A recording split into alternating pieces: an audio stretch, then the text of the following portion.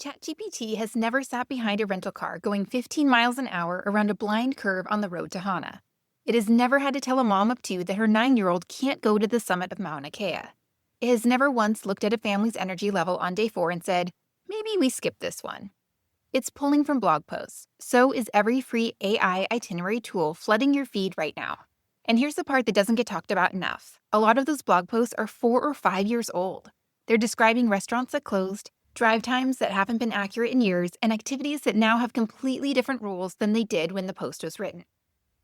There's a real difference between an itinerary built by someone who's made the drive 100 times and one who's assembled by a system that's never left a server room. I had a consultation a few weeks ago that showed me exactly how much that difference matters and how close one family came to finding out the hard way.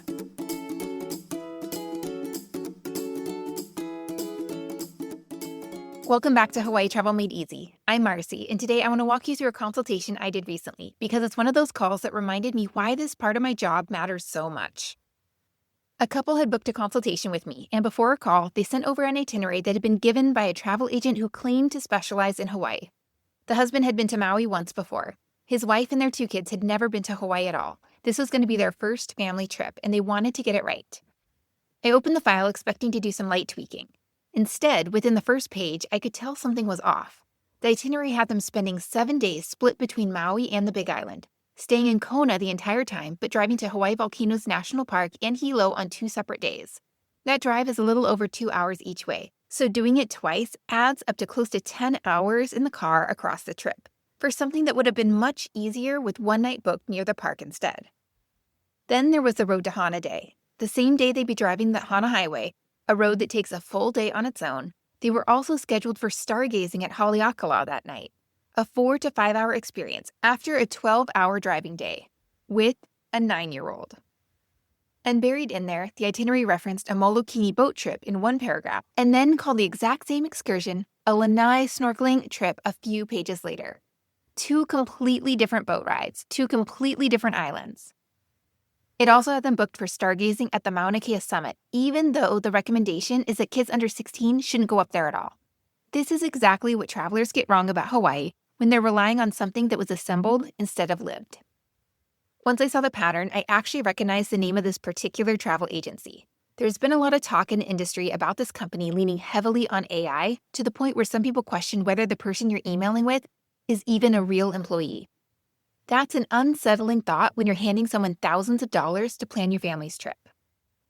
I started the call by telling them straight up that I had some real concerns about what they'd been sent. I was ready to spend the first 20 minutes convincing them to scrap it. I didn't need to. The wife told me she had a feeling something wasn't adding up, and she was relieved someone could finally tell her why. We scrapped the itinerary and started over. She had been talking to friends who'd been to Hawaii, and she'd already landed on something I talk about constantly, whether it's on this podcast, the blog, or Instagram. With 1 week, you're almost always better off picking one island instead of stretching yourself across 2.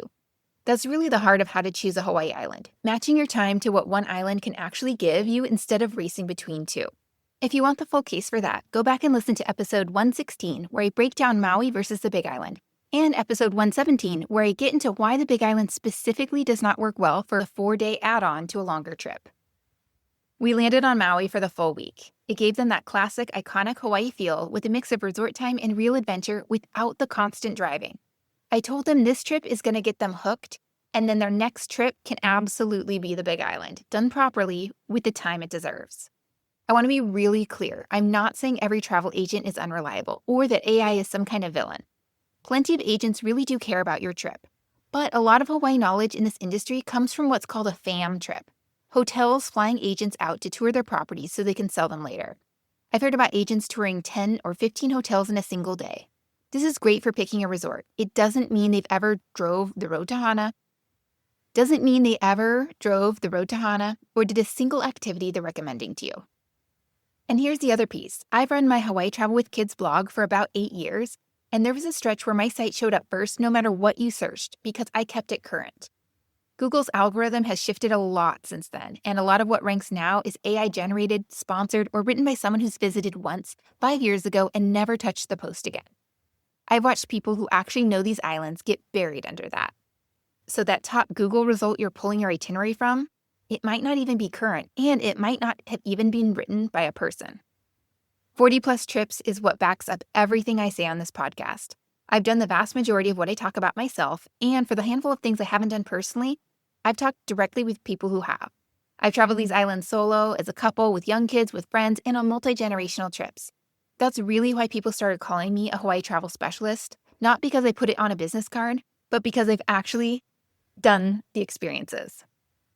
If you already have an itinerary in hand, whether it came from a travel agent or a Facebook group, or you asked ChatGPT to build it for you, this is exactly the situation a consultation is built for.